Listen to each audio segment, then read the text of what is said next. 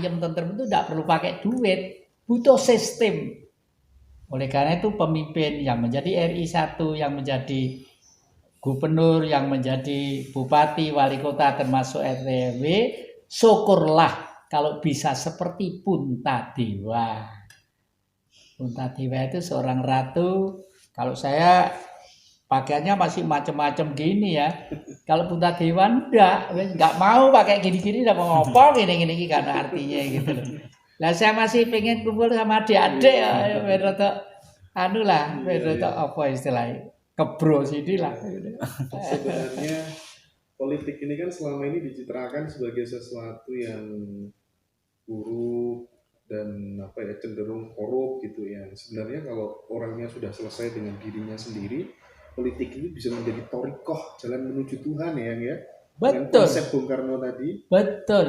Kalau politik itu benar, politik itulah justru konsepsi untuk menghadap Tuhan, istilahnya Mas Indra tadi itu. Kenapa? Politik itu dari kata poli dan etika. Pergaulan yang penuh dengan kesopanan dan kesantunan. Supaya pergaulan itu sopan dan santun, dihimpun supaya tidak liberal tadi itu. Menjadi partai-partai, kelompok-kelompok, ormas, dan lain sebagainya. Nah, kalau itu dilakukan dengan baik, waduh, semua dulu tuh di rumah saya, Dik. Kalau waktu penggemblengan Komar 1, Komando Rakyat Marhen, Komar 2, Komando Rakyat Marhen 2, digembleng gitu, waduh. Sampai sekarang yang tua-tua itu ya masih etes seperti saya ini. Wes, hidupnya sederhana semua. Saya aja masih gini-gini karena ya piye ya. Karena ya kadung didadekne koordinator rojo-rojo ya saya menyesuaikan diri lah. Kalau ada tamu mosok omahe gedek boleh kiri kena berat toh ya. Ya terpaksa gini. Tapi ini semua itu mujizat deh. Karena apa? Dikirim semua.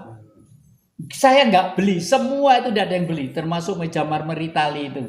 Karena apa? Di sini ada 3 ruang. Ruang bawah tanah cukup orang 100. Ruang sini, ya, belakang sampai sini, ruang atas ada. Ruang bawah tanah itu sudah menjadikan orang besar di Indonesia itu berkali-kali. Megawati itu jadinya bukan dari sini. Ya, termasuk yang terakhir Pak Jokowi itu jadinya rapatnya juga di sini, meskipun Pak Jokowi tidak ikut. Ya, karena saya dengan teman-teman giring terus. Tanya kepada gaib, kepada leluhur, ini nanti Indonesia siapa yang mengisi gitu ya. Ya gitulah. Jadi ada yang menjadi orang besar, tahu-tahu dikirim ini, saya tuh bingung sampean. Ya syukurlah. Jadi bukan semata-mata karena kerja kerasnya yang kerja beli sini. Waduh, enggak pernah. Enggak Ya. pernah. Kalau adik-adik lihat salah satu lukisan saya di sana, itu saya minta harganya yang gede itu 150 M itu yang minta. Tapi saya waktu beli berapa? Nggak sampai 5 juta. Kenapa begitu? Ada orang bawa gulungan, terus ditaruh di situ, Pak beli lukisan apa? Tak saya bukanya ya Pak ya. Nggak usah kita lihat. Saya itu peka. Ini kanvasnya apa? Ini catnya apa? Begitu saya buka, loh kok persis seperti punya Indra Gunawan, ya. Nah kalau betul-betul asli, berapa itu?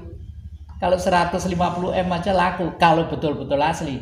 Tapi tidak mau saya begitu seperti itu ya. Ya, saya selalu bilang bahwa ini mungkin loh ya, mungkin tipe Indra Gunawan. Meskipun ada orang yang berani tanda tangan di atas segel, waktu melukis itu dia ada, masih hidup orangnya. Di atas segel ya kamu udah pernyataan tak W100 ribu saya kasih buat di atas segel.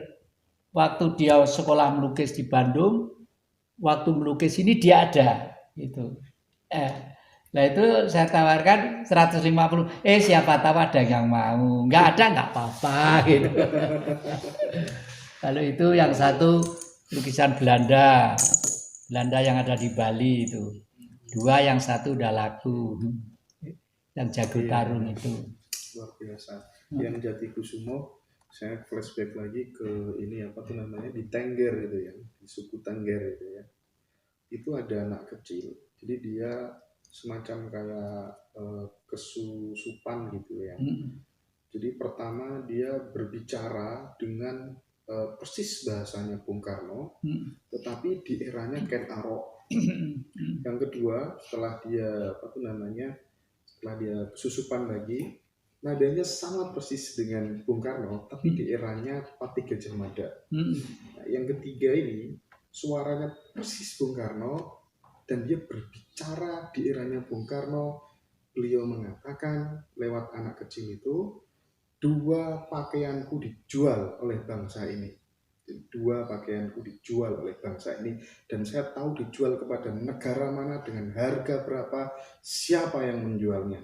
Konon itu ditafsiri sama para sesepuh, dua hal itu adalah otonomi daerah, yang kedua adalah pilihan rakyat, pilihan pemimpin secara langsung. Tanggapan yang Jatikusumo seperti apa? Jadi apa tadi yang satu apa? Otonomi daerah. Otonomi daerah. Ya. Terus yang Yang satu kedua pilihan rakyat secara pilihan pemimpin secara langsung. nah itu memang sistem seperti itu selalu menjadi kausal ya, menjadi pembicaraan sebab dan akibat yang saling menyalahkan dan saling disalahkan ya.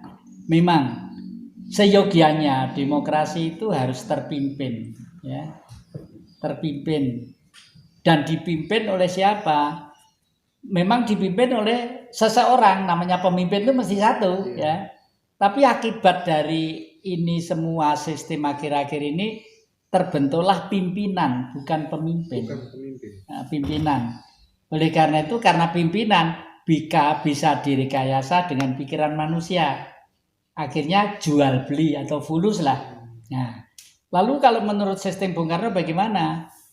MPR ini adalah tempat rakyat itu sendiri, Majelis Permusyawaratan Rakyat ya. Siapa yang di MPR? Belum tentu kalau dia itu punya partai. Belum tentu kalau dia itu punya ormas.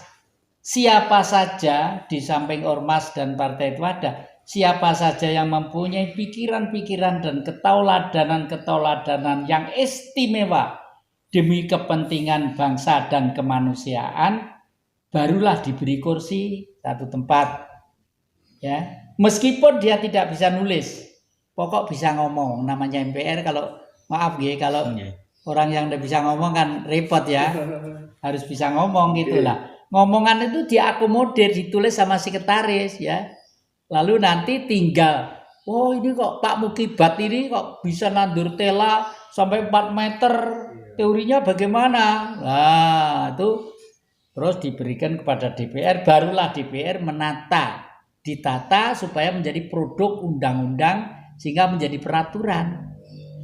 Dulu pernah Pak Mukibat itu, ya seperti itu, orang Mojosari Malang sana, mau ke Pandaan itu ada Mojosari, dari sana Pak Mukibat itu.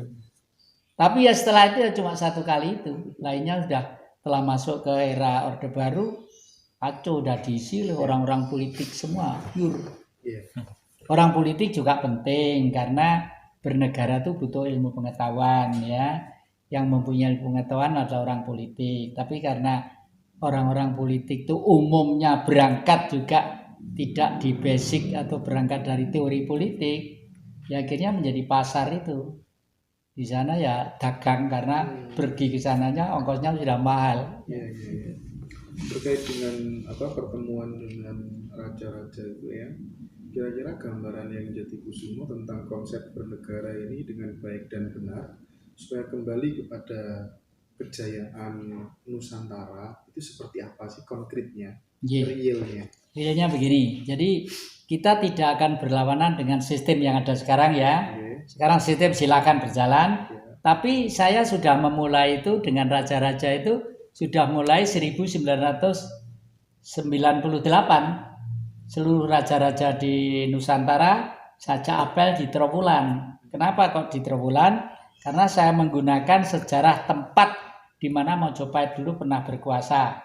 Waktu itu apel di sana, izin tidak keluar waktu itu. Saya kalau izin tidak keluar malah ngotot, malah senang. Ini yang saya harapkan, geger ya geger gitu ya. Terus waktu itu ada tamunya dari Brunei Darussalam, ada dari Thailand, ada dari Malaysia, kuirap dari pintu lawang ke Pendopo Agung Trawulan sana. Dari belakang. Akhirnya di sanalah saya dinyatakan, dinobatkan oleh beliau-beliau sebagai Raja Diraja Indonesia, Anu Nusantara gitu loh ya. Artinya itu masih punya pengaruh untuk berkomunikasi dengan apa yang ada gitu. Tapi ya kuwi akibat saya pakai teori ini Puntadewa, jenenge gawe kerajaan ngepel-ngepel dhewe, nyogok-nyogoki selanu dhewe segala macam iki putu-putu suruh beli apa sing nyogoki sapiteng-sapiteng yang buntu itu ya, sogok-sogoki dhewe gitu ya. Karena saya tidak mau generasi muda itu tersiksa hanya karena kesenangan kakeknya. Senang ya syukur, ndak senang ndak apa-apa. Tapi minimal nuansa ini mudah-mudahan akan mempengaruhi jiwa perasaan mereka. Dan semua cucu-cucu saya halus-halus, diam-diam itu udah seneng saya tuh udah ganteng-ganteng, halus-halus, sopan-sopan. Itu seneng saya sudah setengah mati gitu aja ya. Kakeknya dulu ketika masih muda suka melawan arus. Tapi justru kalau di sungai itu hanya ikan yang besar yang berani melawan arus, yang gitu ya. kecil-kecil nggak berani ya. Terkadang diperlukan ya ketika kita masih betul, muda. Betul. Oke, yang ada salah satu ini kita geser ke tema lain, salah satu buku ini barangkali